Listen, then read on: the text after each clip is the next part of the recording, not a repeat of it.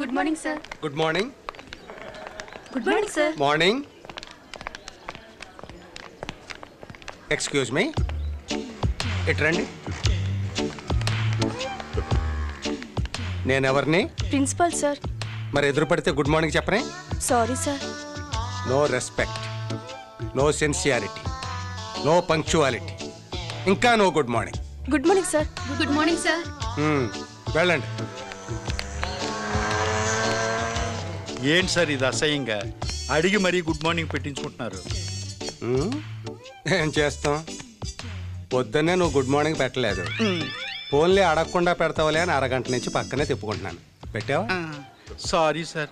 Good morning. ఇంకా నువ్వు వెళ్ళొచ్చు.